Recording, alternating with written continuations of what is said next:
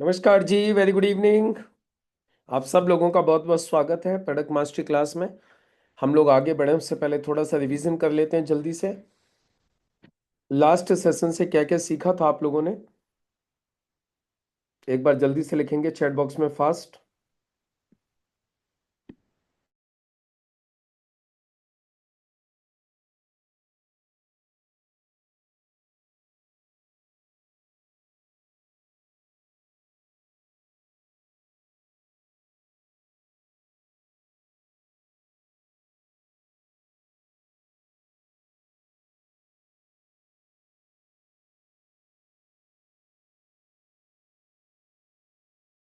लिखते चलिए जल्दी से।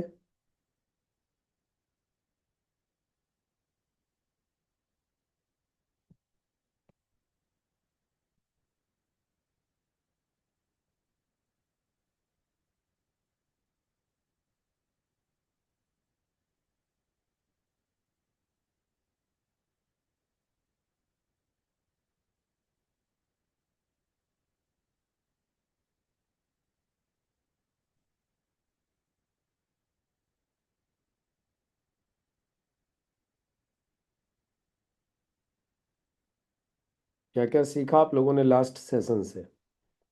लिखेंगे जल्दी से।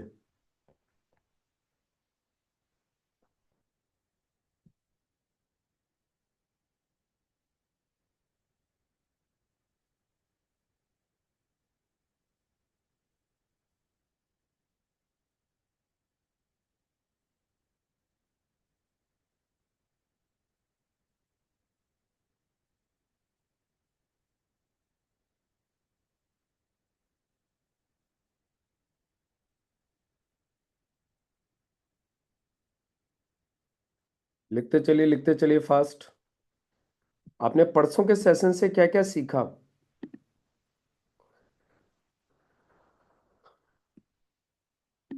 ओके। स्किन के बारे में सीखा। स्किन शरीर के बाहर का सबसे बड़ा अंग है। स्किन की 3 लेयर्स होती हैं, epidermis, dermis and hypodermis. Okay, very good. और क्या क्या सीखा जल्दी से लिखते चलेंगे।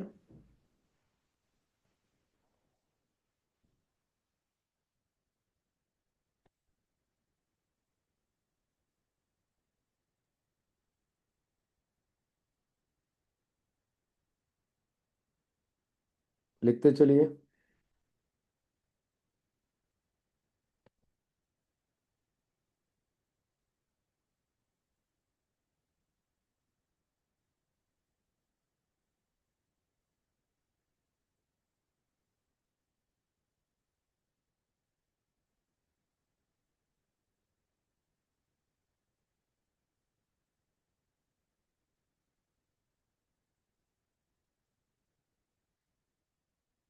क्या क्या सीखा आप लोगों ने? Yes, skin is big part of external body. Okay.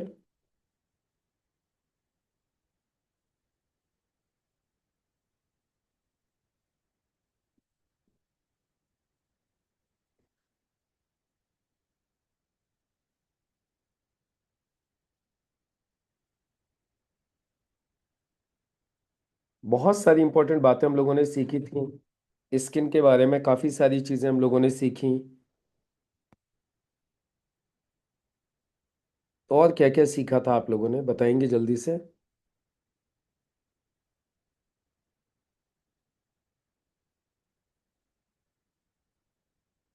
Skin की लंबाई 2 मीटर तक होती है। ओके।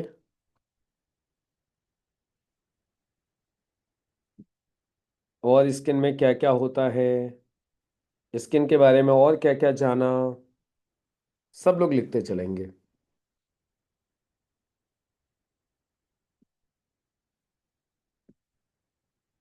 लिखते चलिए फास्ट।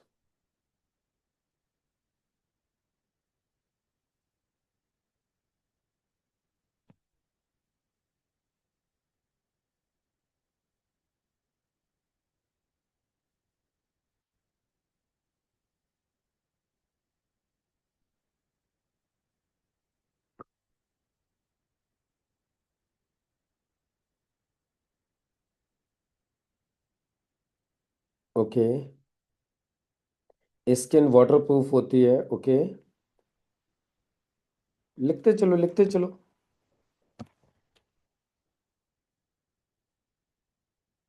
क्या क्या जाना है स्किन के बारे में?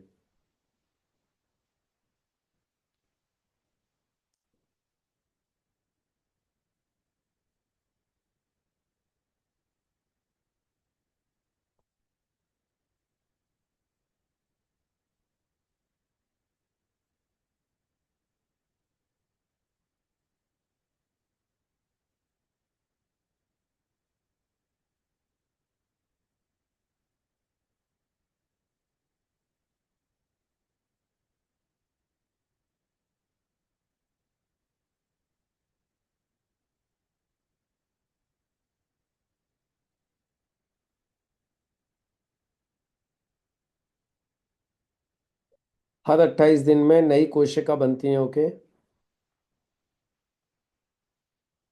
और लिखते चलिए। क्या क्या सीखा?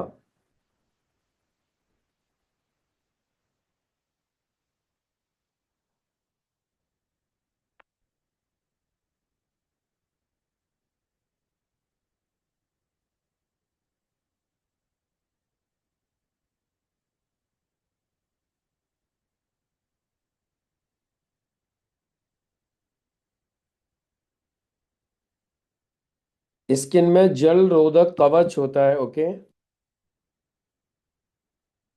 Hypodermis store the fat and maintain the body warm, yes. Hypodermis में यही होता है। हाइपोडर्मिस में फैट स्टोर रहता है जिससे स्किन को गर्मी मिलती है। यस। स्किन विटामिन डी की फैक्ट्री है, गुड।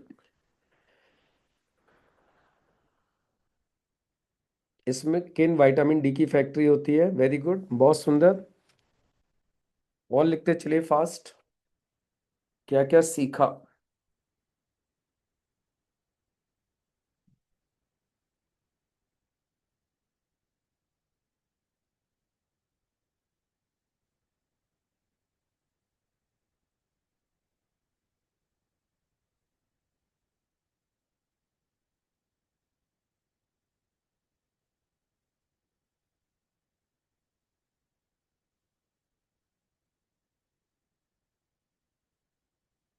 सबसे बड़ा अंग स्किन होता है, राइट। स्किन खुद की हीलिंग कर लेती है, वेरी गुड वेरी गुड, बहुत सुंदर। यदि मैं रिवीजन न करवाऊं ना तो आधे से ज्यादा तो आप भूल जाओ साथ के साथ। ये रिवीजन के चक्कर में कम से कम डायरी पलट के पढ़ तो लेते हो थोड़ी देर, 10 मिनट के लिए। बॉडी टेम्परेचर नियंत्रण करती है स्किन, बिल्कुल सही बात है। अच्छा सच्ची बताओ आप लोग, यदि मैं आप लोगों से ये रिवीजन न करवाऊं तो कितने लोगों को ये चीजें याद रह जाएंगी? ये कम से कम रिवीजन होने से क्या है कि आप इन चीजों को याद कर लेते हो। स्किन सेंसिटिव होती है, राइट। बिल्कुल सही कहा आपने, स्किन सेंसिटिव होती है।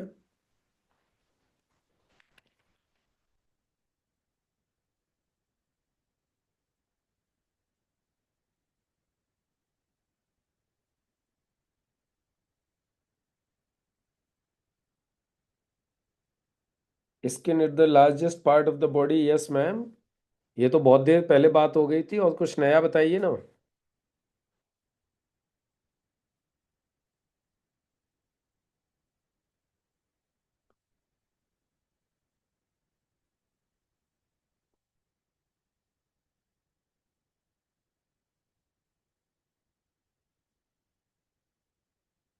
यस, स्किन का वेट टोटल बॉडी वेट का 16% होता है, बिल्कुल सही कहा आपने।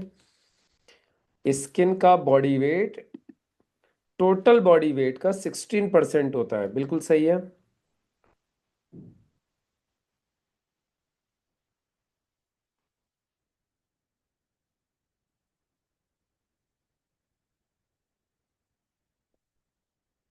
और लिखिए जल्दी से।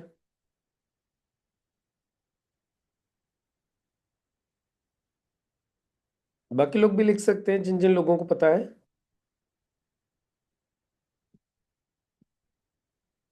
चलिए अब हम लोग आगे बढ़ते हैं फिर, ज्यादा विलंब न करते हुए अब हम लोग आगे सेशन को कंटिन्यू करेंगे।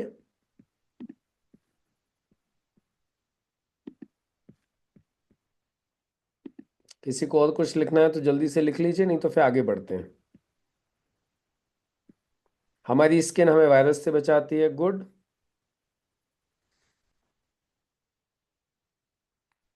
Very good.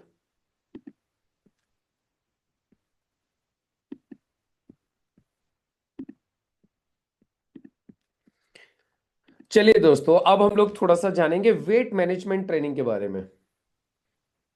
अब हम वेट मैनेजमेंट ट्रेनिंग के बारे में जानेंगे।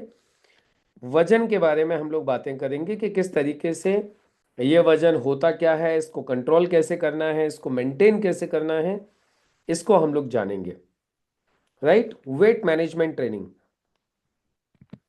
देखिए एक्चुअली होता क्या है, सबसे पहले तो हम लोग ये जानेंगे वजन के बारे में 10 इंपॉर्टेंट बातें समझिए। सबसे पहली चीज, मोटापा बहुत तेजी से बढ़ रहा है लोगों में। सबसे पहली चिंता की बात तो ये है कि ओवरवेट, मतलब ओबेसिटी बहुत तेजी से बढ़ रही है। ओबेसिटी इंक्रीजिंग रैपिडली, बहुत तेजी से रात दिन बढ़ता जा रहा है मोटापा लोगों के अंदर। बच्चों में भी बढ़ रहा है, शहरों में ज्यादा बढ़ रहा है, महिलाओं में ज्यादा मोटापा बढ़ रहा है। और मोटापा बढ़ते ही डायबिटीज की प्रॉब्लम बढ़ने की संभावना बढ़ जाती है। ये खाने की वजह से बढ़ता है, शारीरिक गतिविधि की कमी की वजह से बढ़ता है, फिजिकल वर्क न होने की वजह से। कई बार जब ज्यादा पैसा हो जाता है तो हम बहुत आराम में हो जाते हैं, तो भी बढ़ जाता है। और आजकल के बच्चे भी इससे काफी प्रभावित हो रहे हैं। सरकार और डब्ल्यूएचओ की भी चेतावनी है कि इसको कंट्रोल किया जाए, नहीं तो ये एक किलर के रूप में काम करेगा। अब देखिए वजन क्यों बढ़ता है, इसके पीछे थोड़ा सा समझिए।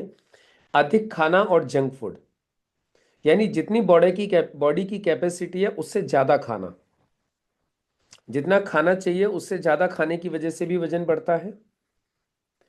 एक्सरसाइज न होने की वजह से, फिजिकल वर्क न होने की वजह से भी वजन बढ़ता है। हार्मोनल इम्बैलेंस की वजह से भी वजन बढ़ता है। जैसे महिलाओं में स्पेशली हो जाता है, पुरुषों में भी हो जाता है, हार्मोन्स डिस्टर्ब हो जाते हैं, उसकी वजह से भी वजन बढ़ता है। स्ट्रेस और नींद की कमी से भी वजन बढ़ता है। जिनको स्ट्रेस रहेगा, नींद की कमी रहेगी, उनका भी वजन बढ़ेगा। और कुछ आनुवंशिक कारण भी होते हैं, जेनेटिक भी होते हैं, जिनकी वजह से कारण बढ़ता है।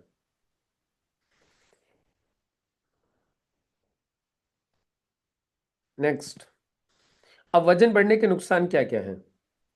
हार्ट डिसीज और हाई ब्लड प्रेशर का खतरा बढ़ जाता है। जिनका भी वजन बढ़ेगा उनको ये प्रॉब्लम, हार्ट डिसीज और बीपी।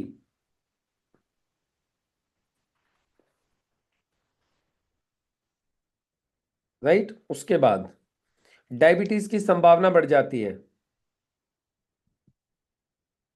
जोड़ों में दर्द और कमजोरी बढ़ जाती है।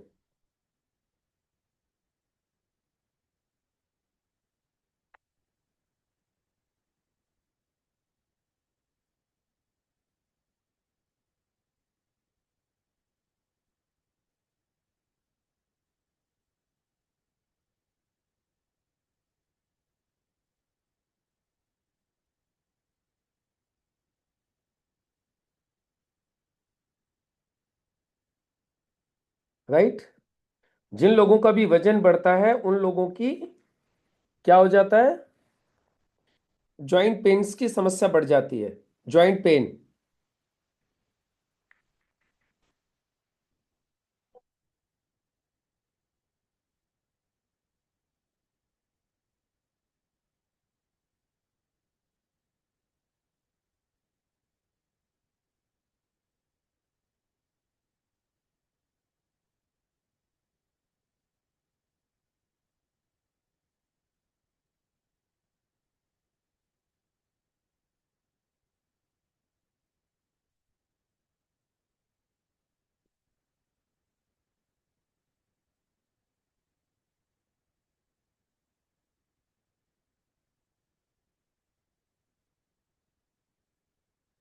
राइट, नेक्स्ट, थकान और आलस बढ़ जाता है जिन लोगों का वजन बढ़ता है।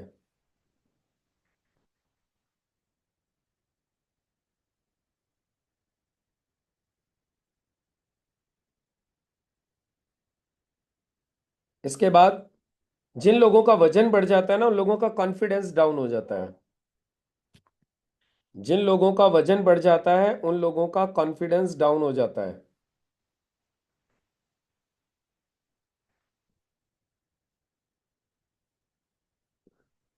अब देखिएगा, वजन को कंट्रोल कैसे कर सकते हैं, अब इस चीज को थोड़ा सा समझना है।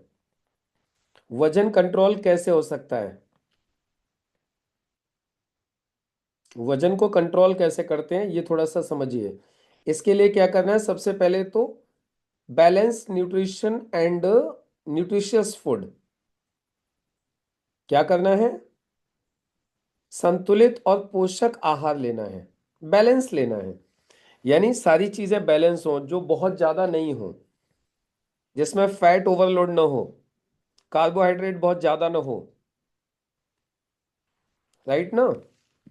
तो ये लेना है।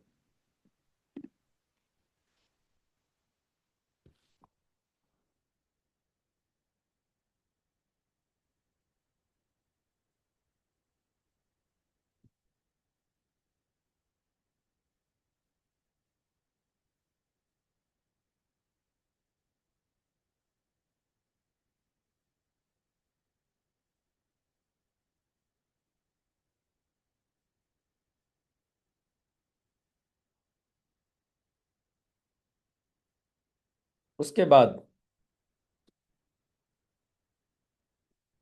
जंक फूड और चीनी शक्कर कम करने से वजन नियंत्रण में रहता है। क्या चीज? जंक फूड और शुगर कम लेने से भी वजन कंट्रोल में रहता है। ये हमें कम लेना चाहिए।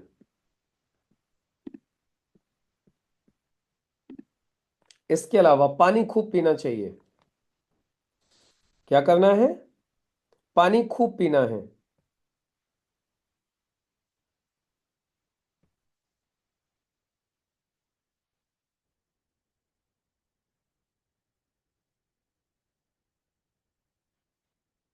इसके अलावा फल और सब्जियां खूब खानी है।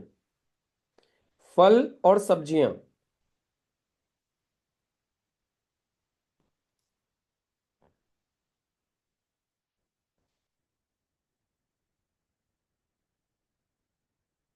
वजन मेंटेन करने के लिए प्रोटीन और फाइबर के ऊपर ध्यान देना है। Protein and fibre.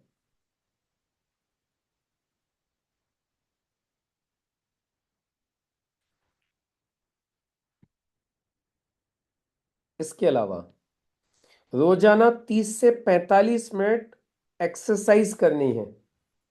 Daily 30 to 45 minutes. कम से कम 30 से 45 मिनट डेली एक्सरसाइज करनी है।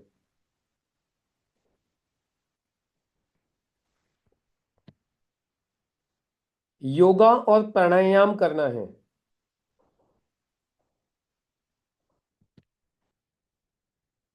चलने और सीढ़ियां चढ़ने की आदत डालनी है। हर जगह पर लिफ्ट, बाइक, इन चीजों से बचना है।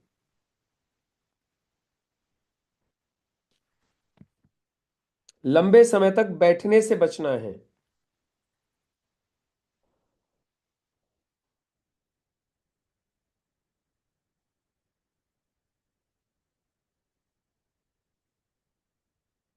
इसके अलावा कुछ चीजें और हैं जो वजन को मेंटेन करने में मदद करेंगी।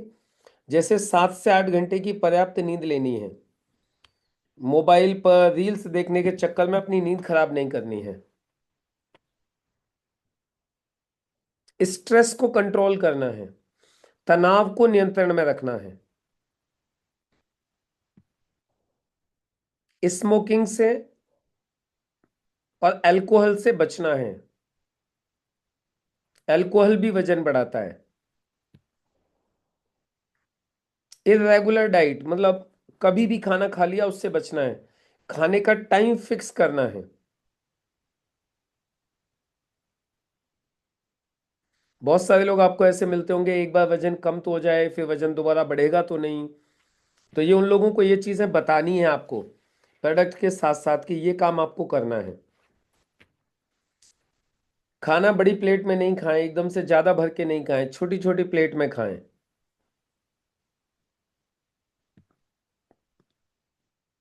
अब देखो सही वजन क्यों जरूरी है, इसके पीछे कारण समझिए। यदि आपको लंबा जीना है, स्वस्थ जीना है, तो आपका वजन मेंटेन होना चाहिए। यानी आपको लंबा जीना है, लॉन्ग लाइफ, और आपको हेल्दी रहना है, तो आपको वजन पे कंट्रोल करना पड़ेगा। इसके अलावा यदि आप ये चाहते हैं कि आपके शरीर में बीमारियां कम लगें, तो भी आपको वजन को कम रखना पड़ेगा।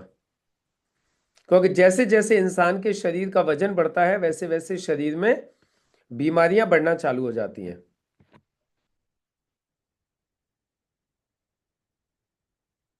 इसके अलावा जब आपका वजन कम होता है, तो आपकी एनर्जी और आपका कॉन्फिडेंस बढ़ जाता है। एनर्जी एंड कॉन्फिडेंस दोनों चीज बढ़ जाती हैं। जब आपका वजन कम होता है, तो आपकी काम करने की क्षमता अधिक होती है, आप ज्यादा काम करते हो, थकान नहीं होती जल्दी। जिस व्यक्ति का वजन ज्यादा होता है ना, उसको थकान बहुत जल्दी हो जाती है। जिसका वजन ज्यादा नहीं होता है, वो ज्यादा काम करता है। इसके अलावा जिसका वजन कम होता है ना, वो मेंटली भी बहुत फिट रहता है। जिसका वजन ज्यादा होता है, वो मेंटली भी अपसेट रहता है।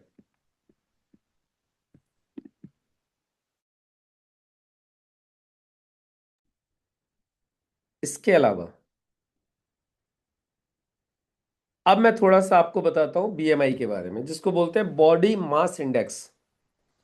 यानी हमारा वजन कैसे पता लगाएंगे कि कम है, ज्यादा है, एवरेज है, नॉर्मल है, कैसे पता लगाएंगे? तो ये पता लगाया जाता है बीएमआई के हिसाब से, जिसको बॉडी मास इंडेक्स कहते हैं। क्या बोलते हैं? Body mass index.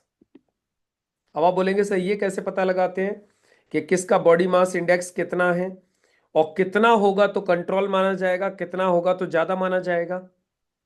देखो, यदि किसी का बीएमआई 18.5 से कम है, यदि किसी का बीएमआई 18, अब ये बीएमआई कैसे निकलता है वो भी मैं बताऊंगा। पहले आप सिर्फ इतना लिख लो कि कितना बीएमआई होने से क्या होता है। कैसे पता लगाएंगे कि यदि इसका इतना बीएमआई है तो ये अंडरवेट है, ओवरवेट है, या क्या पोजीशन है इसकी? तो सबसे पहले 18.5 से यदि कम वेट बीएमआई है किसी की, तो वो अंडरवेट है। क्या है वो? अंडरवेट। यदि किसी की बीएमआई 18.5 से 24.9 है,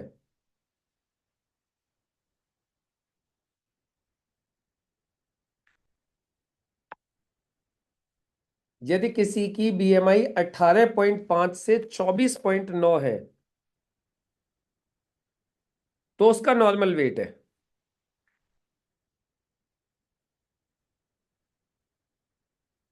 क्या है? उसका नॉर्मल वेट है। यदि उसकी बीएमआई 18.5 से लेके 24.9 है। यदि किसी इंसान की बीएमआई 25 से लेके 29.9 है, यदि किसी भी इंसान की बीएमआई 25 से लेके 29.9 है, तो वो ओवरवेट है। क्या है? ओवरवेट।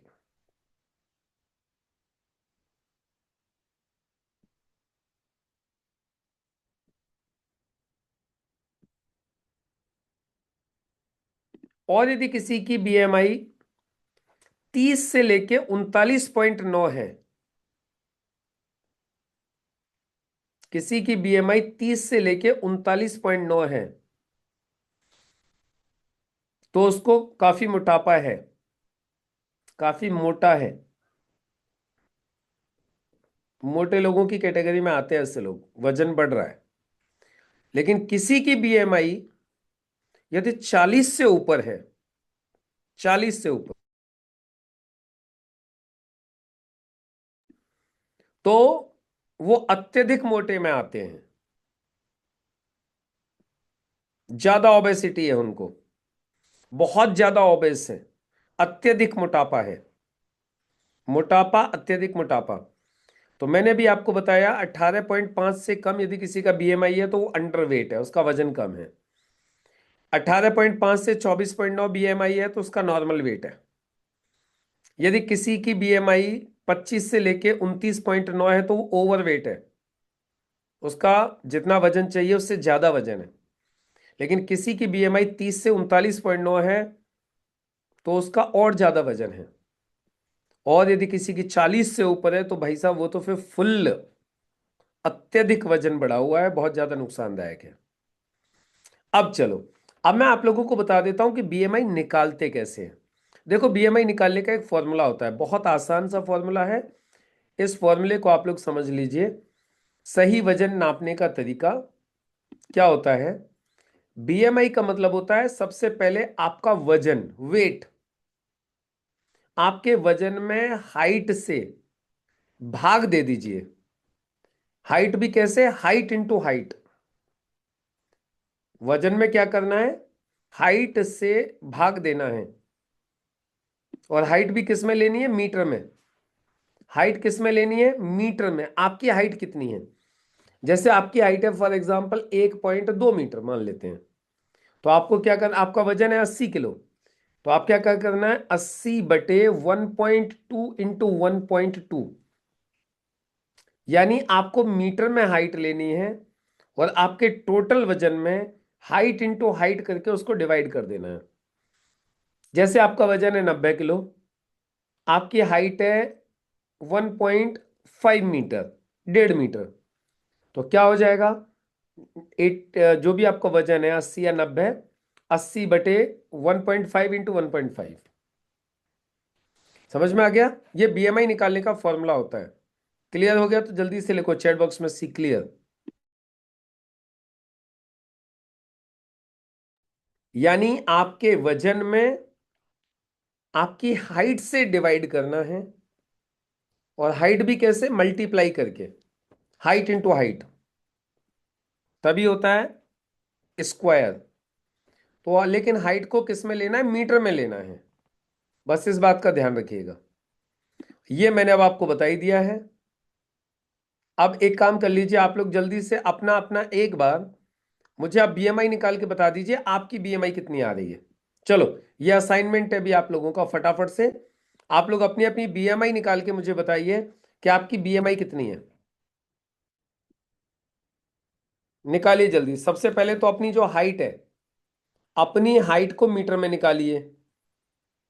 जल्दी से जाइए चैट जीपीटी में, या किसी में भी जाइए, गूगल पे जाइए, चाहे चैट जीपीटी में जाइए, चाहे मेटा में जाइए, व्हाट्सएप के ऊपर जो मेटा होता है, मेटा में जाइए और उसको बोलिए मेरी हाइट 171। किसी की कम जो भी होगी अपनी हाइट वो डालिए। मेरी हाइट 171 सेंटीमीटर है, लेकिन मेरी तो ज़्यादा है, 171 नहीं है, 173 172 के आसपास है। मेरी हाइट 173 सेंटीमीटर है, इसे मीटर में कन्वर्ट कीजिए।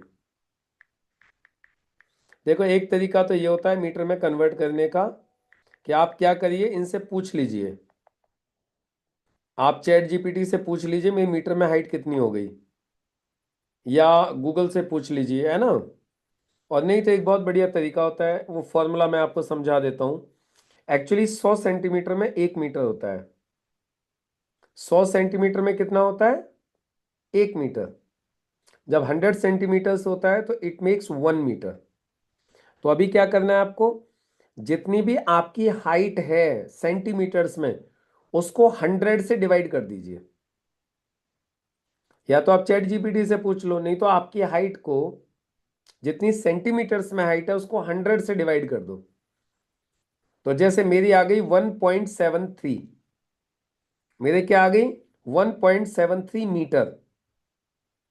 अब मुझे निकालना है मेरी बीएमआई कितनी है। तो अब क्या करना है? मेरा वेट हो गया 80 kg, 80 kg divided by 80 kg, मेरा वेट हो गया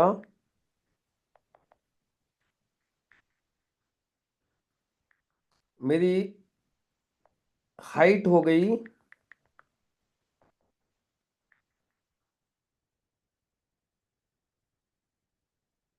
1.73 सेंटीमीटर।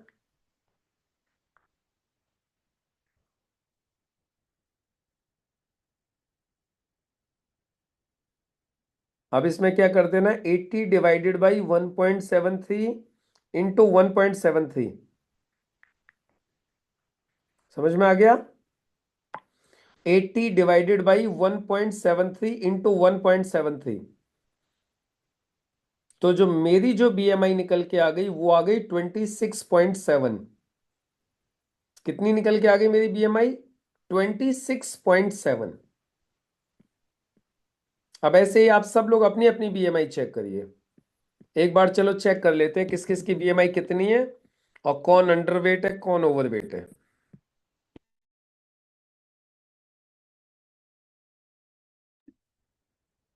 चलो सबकी बीएमआई चेक कर लेते हैं कितनी कितनी है। अभी मेरी बीएमआई दिखा रहा है 26.7 हो गई। तो 26.7 का मतलब है भाई साहब मेरा अभी ओवरवेट है। मतलब मेरा भी ओवरवेट है अभी। अभी मेरा भी वेट नॉर्मल नहीं है, कैसा है, ओवरवेट है। लेकिन हाँ, लेकिन मैं ओबेस नहीं हूं और एक्सट्रीम ओबेस नहीं हूं। मैं क्या हूं, मेरा वजन अभी ज्यादा है, जितना होना चाहिए उससे ज्यादा है। राइट। चलो बाकी लोगों का भी चेक कर लेते हैं किस किसने डाला है अभी तक। सबकी चेक कर लेते हैं। गौरव मंडल, गौरव मंडल आपकी 31.22 बीएमआई है। 31.22 का मतलब हो गया भाई साहब आप ओबेस हो। मतलब आपका मोटापा बढ़ा हुआ है, इसको कम करना है, और आप ओवरवेट से भी ऊपर हो। भाऊराव वागरे 24.22 आपका नॉर्मल है। यदि आपका 24.22 आया भाऊराव वागरे, आपका नॉर्मल वेट है। गुरपाल संधू 24.8 नॉर्मल है आपका भी। बाकी लोग बताओ ना जल्दी से, आपका भी वेट चेक हो जाएगा, नॉर्मल है कि ज्यादा है। बीएमआई निकालो जल्दी से। पहले आपकी हाइट निकालो मीटर में, और आपके वजन में हाइट इंटू हाइट का डिवाइड कर दो।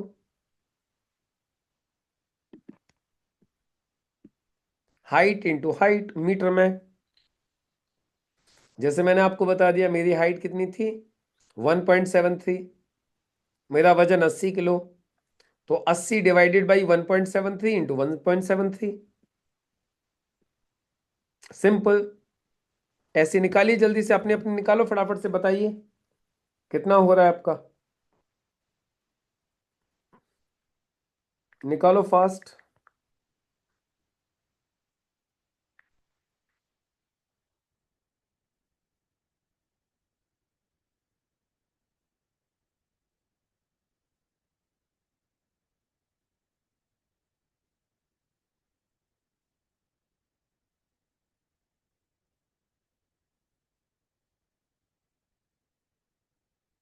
बताइए जल्दी से फटाफट से।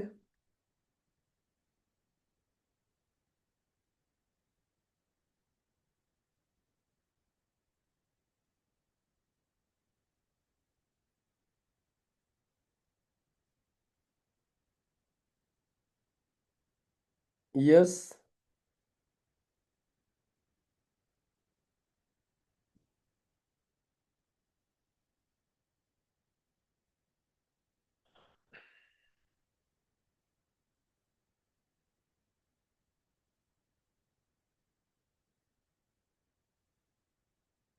अपना अपना बताइए जल्दी से, बीएमआई कितनी कितनी हो गई। मॉन घोष की 21.3। मॉन घोष 21.3 नॉर्मल है आपका। बाकी लोग करिए फास्ट।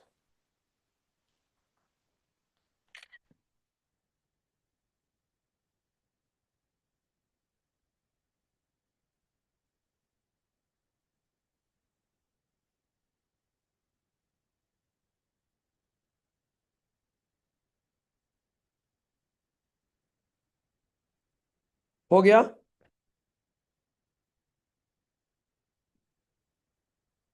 ओंकार चंद जी 24.86। 24.86 ओंकार जी आपकी भी नॉर्मल है, that's great.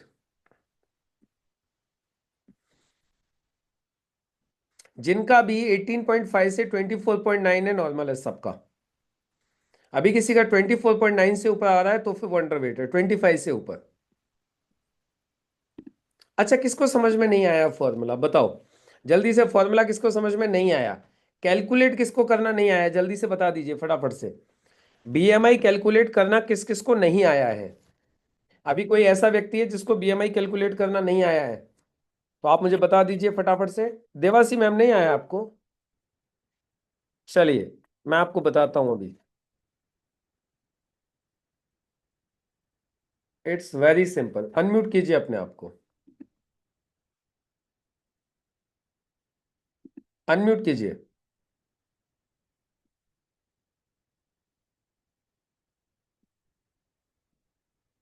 Yes ma'am.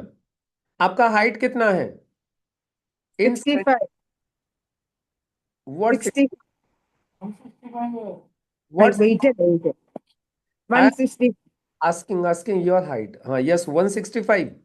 Ah, 165 centimetre means 165 divided by 100, 1.65 metre is your height. 165. 1.65 metre. Hmm. Right down, what is your weight now? 65. 65। Now 65 divided by 1.65 into 1.65, calculate it. Use calculator. 65 divided by 1.65 into 1.65।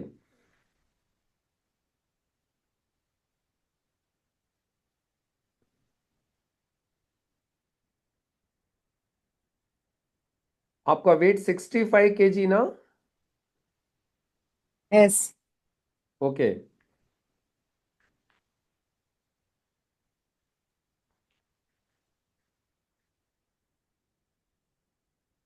158 ആയിരുന്നല്ലോ എന്റെ height.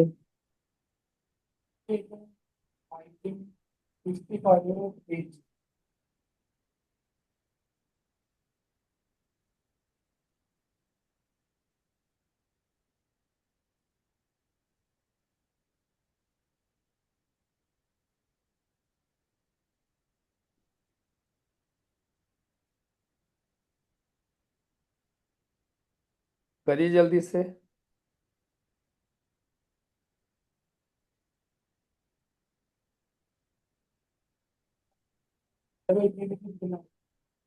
ഉം. 65 into 1.65.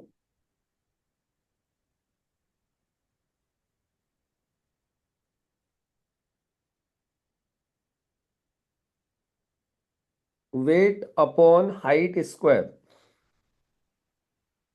तो ये हो गई आपकी 23.87। 3.87. अब आपका 23.87 आया, मींस आपका नॉर्मल है, राइट?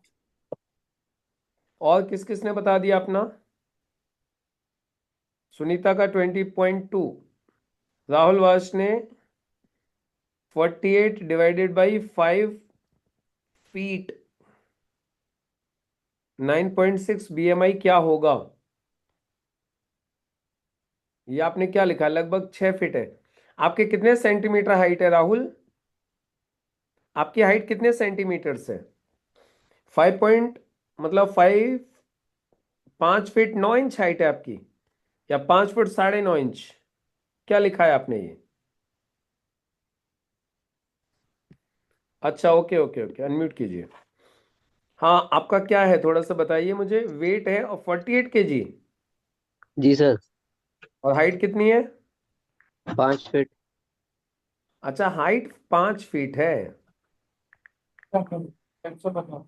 ओके, तो आपका बीएमआई कितना होगा? देखो, सबसे पहले क्या करना है, जो हाइट 5 फीट है उसको चेंज करो मीटर में। हाइट को मीटर में चेंज करना है, तो मीटर में चेंज करने के लिए क्या करते हैं, फीट में 30.48 सेंटीमीटर का मल्टीप्लाई कर देते हैं तो आपकी हाइट निकल के आ गई 152.4 सेंटीमीटर, 152.4 सेंटीमीटर, जिसको मीटर में कन्वर्ट करेंगे तो ये निकल के आ गई 1.52 मीटर। अब हमें बीएमआई निकालनी है, तो आपका जो वजन है आपका 48 केजी। तो 48 केजी जो वजन है, उस 48 केजी वजन में हम डिवाइड कर देंगे 1.52 इंटू 1.52। कितना? 1.52 इंटू 1.52। तो ये आपका निकल के आ गई बीएमआई 20.7। और 20.7 जो आती है वो आती है नॉर्मल में। तो आपका बीएमआई है वो, आपका जो वेट है वो नॉर्मल है। Okay, thank you sir. चलिए, ओके। चलिए दोस्तों, आप लोगों ने सबसे पहले तो ये समझ लिया कि बीएमआई किस तरीके से निकालते हैं। अब हम आगे बढ़ते हैं, राइट। ये मैंने आप लोगों को लिखवा दिया। अब हाइट एंड वेट चार्ट, किस इंसान की कितनी हाइट पे कितना वेट होना चाहिए ये लिख लो एक बार। किस इंसान की कितनी हाइट है तो उसका वजन कितना होना चाहिए। जैसे फॉर एग्जांपल, मेरा यदि मैं पकड़ के चलूं तो जो मेरी हाइट है वो है 5.8, यानी 5 फीट 8 इंच, 173 सेंटीमीटर। तो मेरा वजन जो होना चाहिए वो होना चाहिए 65 से 69 केजी। और मेरा वजन हो रहा है 80 केजी, मतलब मेरा 11 केजी वेट ज्यादा है। कितना ज्यादा है? 11 केजी ज्यादा है। मुझे 11 किलो वजन अपना कम करना चाहिए। समझ में आ गई कहानी? इसी तरीके से यदि किसी का वजन, अपनी अपनी हाइट बताओ आप एक बार। आप अपनी हाइट लिखिए, कितने फीट है। जैसे अभी राहुल ने बोला उसकी हाइट है 5 फीट, तो राहुल का वजन होना चाहिए 50 से लेके 54 किलो के बीच में। 50 से 54 केजी के बीच में वेट होना चाहिए, राइट। ऐसे ही देखिए, यहाँ पे चार्ट है आपके सामने लिखा हुआ है, पूरा का पूरा देख लो। यदि किसी का 5 फीट हाइट है तो वजन होना चाहिए 47 से 55 केजी के बीच में। किसी की 5.3 फीट हाइट है तो 50 से 59 केजी। किसी का 5.6 फीट है तो 55 से 65 केजी। किसी की 5.9 फीट है तो 60 से 72 केजी। किसी की 6 फीट हाइट है तो 65 से 77 केजी। ये होना चाहिए आपका वेट। ये लिख लीजिए अब आप लोग।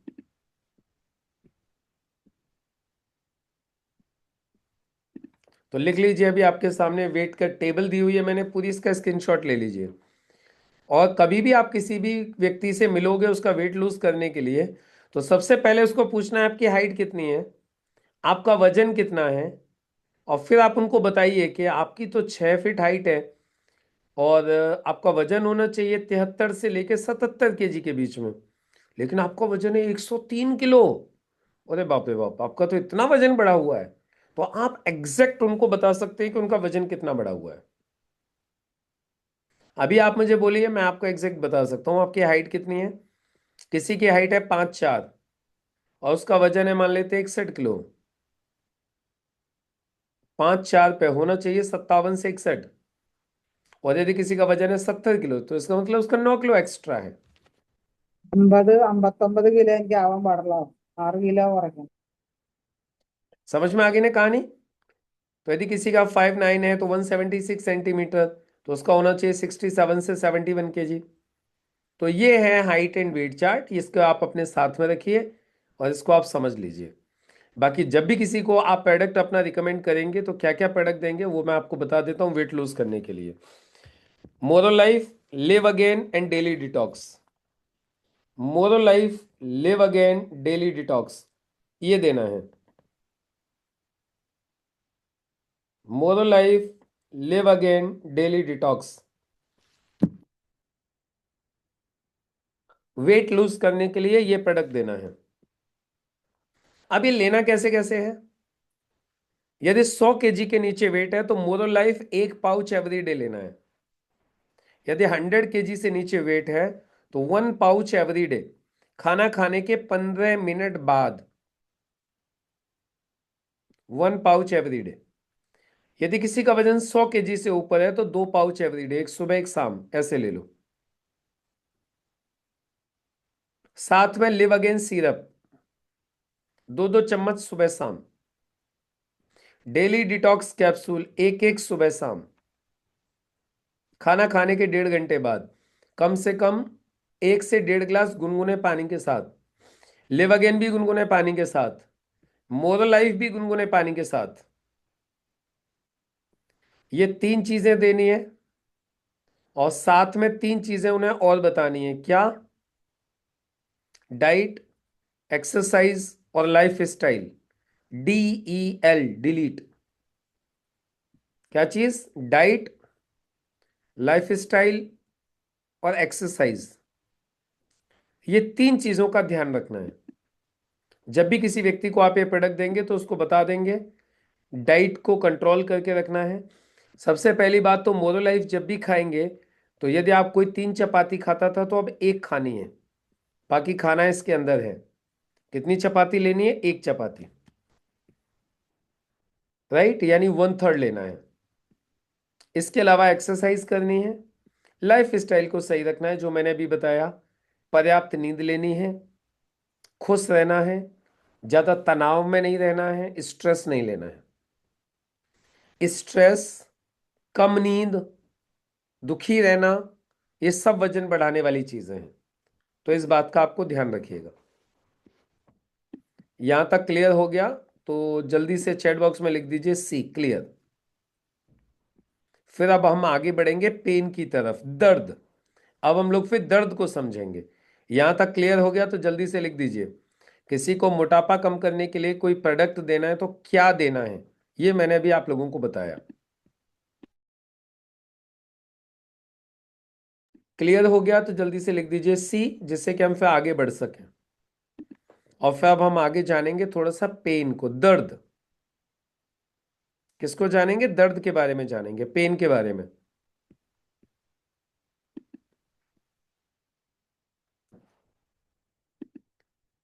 हो गया सभी का?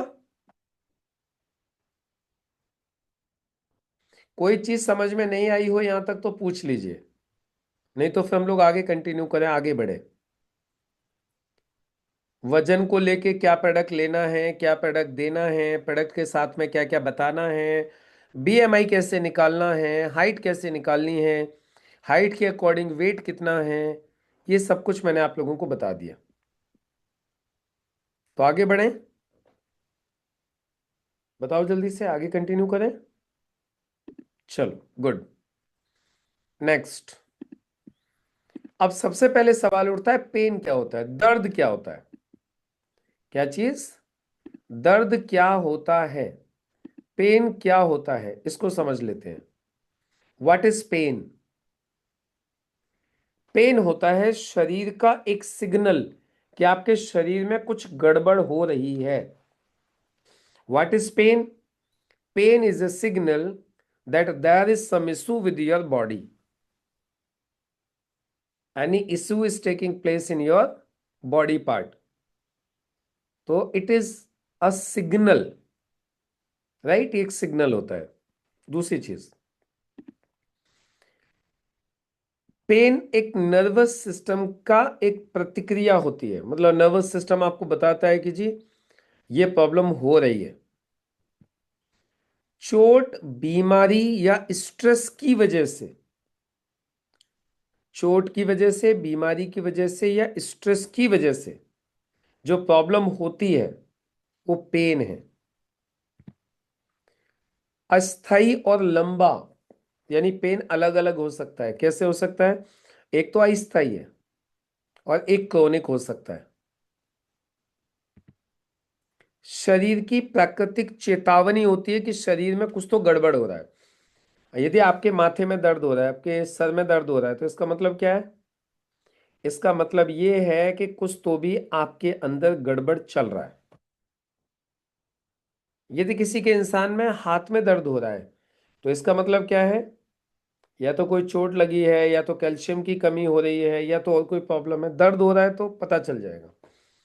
यानी ये शरीर का एक वार्निंग है कि शरीर में कोई प्रॉब्लम हो रही है, राइट। तो ये शरीर की प्राकृतिक चेतावनी होती है। जब दर्द होता है तो शरीर बताता है कि आपके बॉडी में इस पार्ट में प्रॉब्लम है। दर्द दुनिया में सबसे आम स्वास्थ्य प्रॉब्लम है, यानी दर्द तो पूरी दुनिया में होता है, सबसे ज्यादा होता है। सबसे कॉमन प्रॉब्लम है दर्द की। हर इंसान अपने जीवन में दर्द जरूर महसूस करता है। दर्द सबको होता है कभी ना कभी। मतलब ऐसा कोई व्यक्ति नहीं मिलेगा आपको जो बोले जी मुझे तो आज तक जिंदगी में दर्द ही नहीं हुआ। सबको दर्द होता है। महिलाओं में माइग्रेन और जॉइंट पेन ज्यादा आम है। महिलाओं में माइग्रेन और जॉइंट पेन बहुत आम है। राइट। जॉइंट पेन और माइग्रेन कैसे है? आम है। इसके अलावा भारत में क्रोनिक पेन से लाखों लोग परेशान हैं। भारत में क्रोनिक पेन से लाखों लोग परेशान हैं। और ये जो दर्द होता है ना, जो पेन होता है, ये शरीर और दिमाग दोनों को कष्ट पहुंचाता है, दोनों को प्रभावित करता है। शरीर भी दुखी रहता है और दिमाग भी दुखी रहता है यदि कहीं पे इंसान को दर्द है। इसके अलावा नींद की कमी से दर्द की संवेदनशीलता बढ़ जाती है। यदि किसी को नींद प्रॉपर नहीं हो पा रही है तो उसको दर्द ज्यादा होगा। तनाव और चिंता दर्द को और बढ़ा देते हैं। तनाव और चिंता दर्द को और बढ़ा देंगे। इसीलिए जब भी किसी को दर्द की कोई दवा दोगे तो उन्हें बोल दोगे एक तो स्ट्रेस नहीं लेना है और एक चिंता नहीं करनी है। इसके अलावा पेन किलर्स का अधिक इस्तेमाल नुकसानदेह होता है। दर्द खत्म करने वाली जो एलोपैथिक गोलियां होती हैं उनका ज्यादा इस्तेमाल करना नुकसानदायक है। मेरी नॉलेज में एक व्यक्ति ऐसा था जो सिर्फ डिस्प्रिन खा खा के उसने अपनी किडनी खराब कर ली और 30 साल की उम्र में मर गया। मेरी ही नॉलेज में। समझ में आ रही कहानी? इसलिए जब भी कभी दर्द होता है ना तो बहुत ज्यादा पेन किलर नहीं खाने चाहिए। पेन मैनेजमेंट पेन मैनेजमेंट अब एक अलग मेडिकल स्पेशलिटी है। इसके लिए पूरा का पूरा अलग से एक डिपार्टमेंट होता है पेन के ऊपर। और एक चीज और है, सही लाइफ स्टाइल से दर्द को कम किया जा सकता है। यदि आप अपना खान पान सही कर लीजिए, आप अपनी लाइफ स्टाइल को सही कर लीजिए, तो जो है दर्द कम किया जा सकता है। अब सवाल उठता है दर्द होता क्यों है? तो दर्द होने के पीछे एक तो कारण होता है चोट लगना या फ्रैक्चर होना। मांसपेशियों में खिंचाव आ जाना। जब जैसे आपने कभी एक्सरसाइज की नहीं हो, अब एकदम से एक्सरसाइज कर ली तो जो आपकी मांसपेशियों में खिंचाव आएगा, तो जो खिंचाव आता है ना उससे दर्द होता है। तो या तो किसी को फ्रैक्चर हो जाए, चोट लग जाए, या मांसपेशियों में खिंचाव आ जाए, नसों में दबाव आ जाए, या कोई नुकसान हो जाए, इन्फेक्शन हो जाए या सूजन हो जाए, बीमारियां जैसे अर्थराइटिस, कैंसर, माइग्रेन, ऐसी बीमारियां हों, इनकी वजह से दर्द होता है, पेन होता है। ये जितनी भी चीजें मैंने आपको बताई हैं। राइट। अब पेन कितने प्रकार के होते हैं ये समझ लीजिए। पेन होते हैं 5 तरीके के। सबसे पहला एक्यूट पेन, अचानक और थोड़ी देर के लिए। यानी एकदम से अचानक से बहुत तेज सर दर्द होने लगा, थोड़ी देर बाद में सही हो गया। एक्यूट एंड अचानक और थोड़ी देर के लिए।